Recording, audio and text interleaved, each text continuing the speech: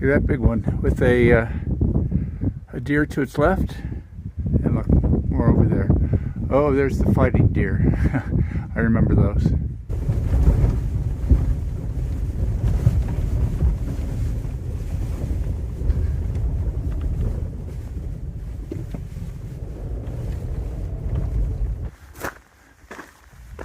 You can see this area has got a lot of volcanic stone. We're going to walk up these hills onto a little mesa top and continue to the other side, it's not very far, to an ancient river edge where there's plenty of petroglyphs. I've been here before.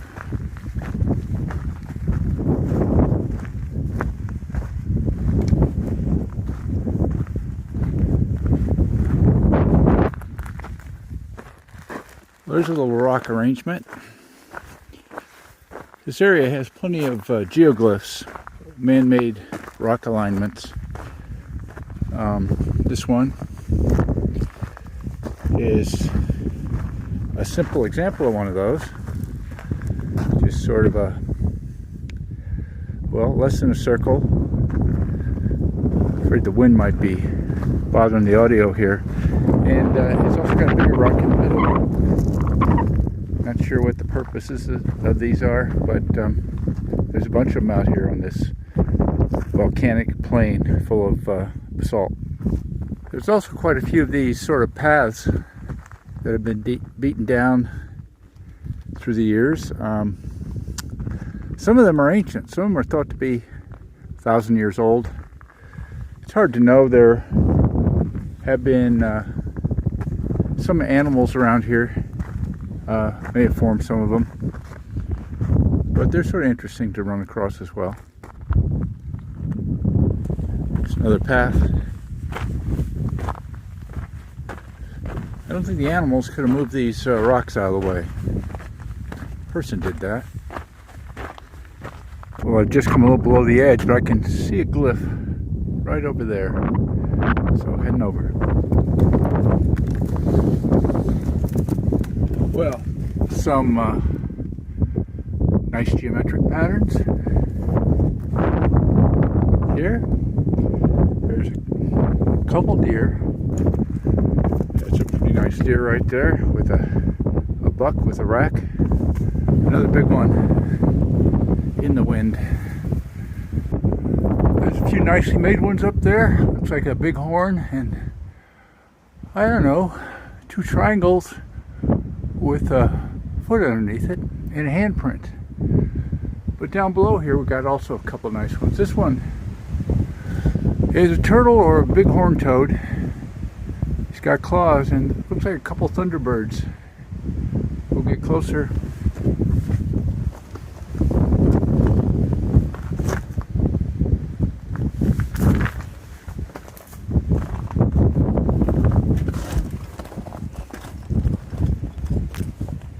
These are pretty cool. There's quite a lot of these around here.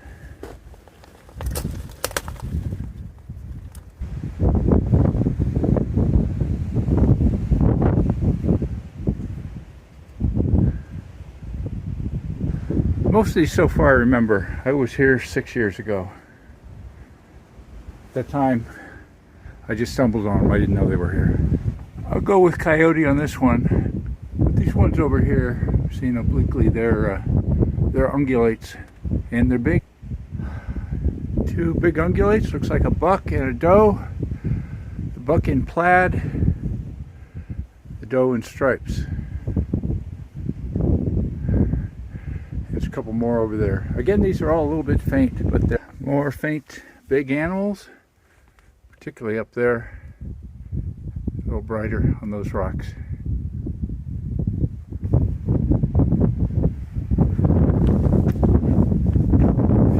Lizards in a row, and there's a big buck over there with some graffiti. But look back here, this is a pretty cool panel. Thunderbird. That looks like a bird up there.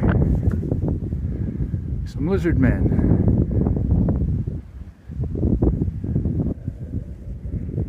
That's the bird. lizard man.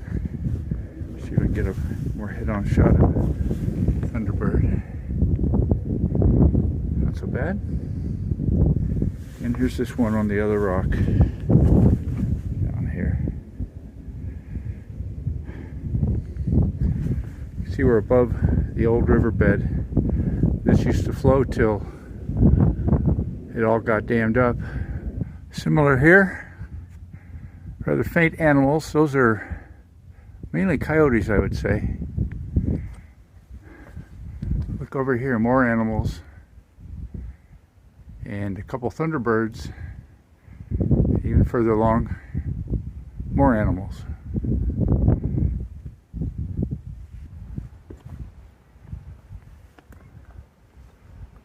That's an animal of some sort. I can't tell if those are, I guess those are antlers and a tail on the right.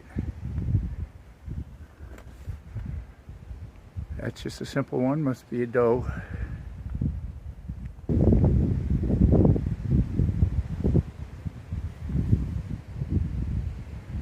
That's quite a big one down below that doe, but look around the corner. Looks like it's Thunderbird City over there. This is a lot of thunderbirds. On the bottom, 1, 2, 3, 4, 5. I get a little confused, but 5 or 6. And over here, another big one. Look at that big one with a deer to its left, little thunderbird to the left, and that's a great big, well, some sort of ungulate below. And look, more over there. Oh, there's the fighting deer. I remember those. Well, you might say those are a couple young deer playing, or it could be a couple deer fighting. We don't know. But look at the long tails on those guys below. Long tails usually mean a mountain lion, but those are not that. So, I don't know how we explain those long tails. You see around the corner there, look at that one, it's got claws and a short tail. That's sort of a funny deer.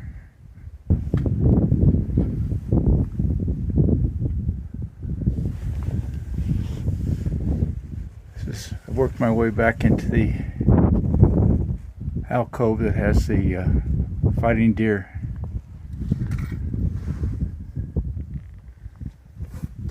And around the corner,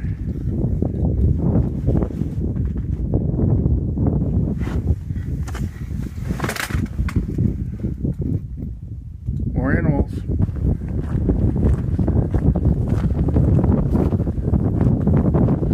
I just happened to walk right onto this. I've been by this a few times. There's very little pottery around here on this mesa, but there's this big bunch of it here. And I reckon somebody dropped a pot here, you know, 700 or 800 years ago. And the pottery, the broken pottery, still stays. The people who lived around here are known as the Patayans. They sort of bump up against the Hohokam just west of Phoenix. And there's not that much, from what I read, there's not that much that's known about them. But there's been a lot of work done recently by a fellow at Archaeology Southwest, which is a worthwhile organization. A guy named Aaron Wright, with a bunch of assistants, local indigenous folks who are being trained in archaeology themselves, some of them anyway.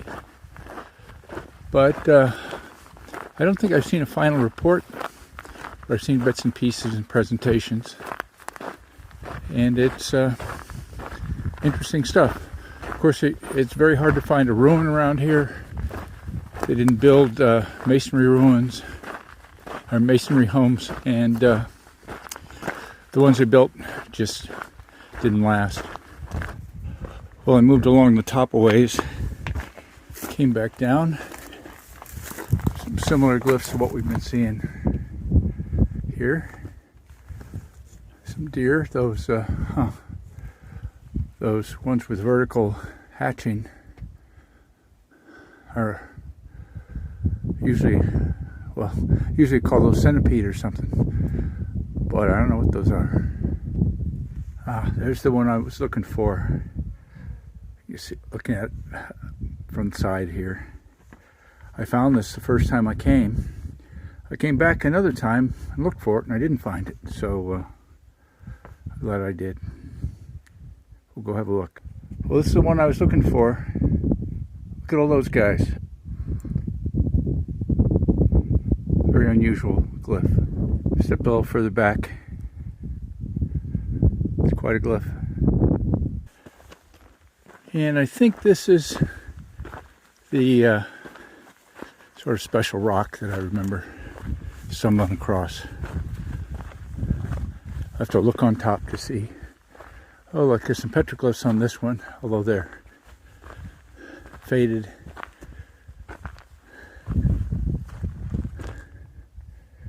Sort of more abstract, probably older. Just take a quick look.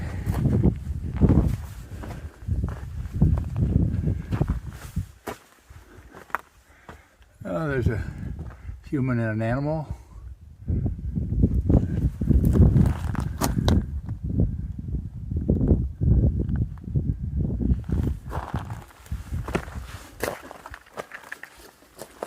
There's a grid pattern down low. And some, well, here in the sun, these look probably the best of all of them. There's some human figures, maybe a lizard man. Something closer to Thunderbird up there. They're just a little bit sloppy. I think that's sometimes meant to be a butterfly, I think. The way the Hopi do that anyway. There's a guy with claws underneath. Anyway, back to this rock. You can even see from this angle on top the indentations.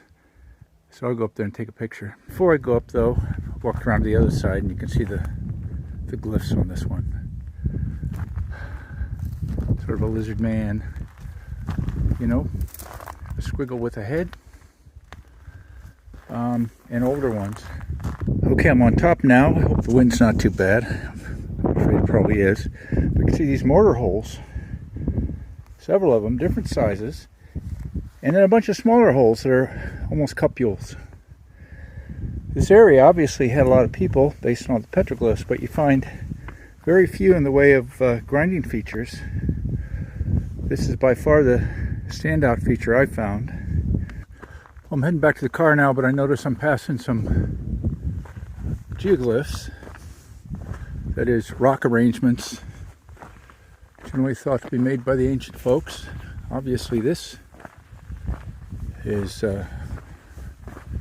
no accidental arrangement of rocks.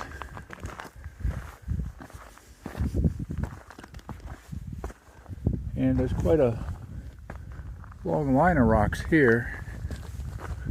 Sort of see that, and if we continue, it goes over toward the edge. That's the edge of the cliff over there. Oh, and I think I see another one over here. These are very interesting features. They're difficult to date. I tried to get one of the professors who'd worked on it to say what he thought today, and he was tired of the whole area by now. But they're generally thought to be made by the ancient people.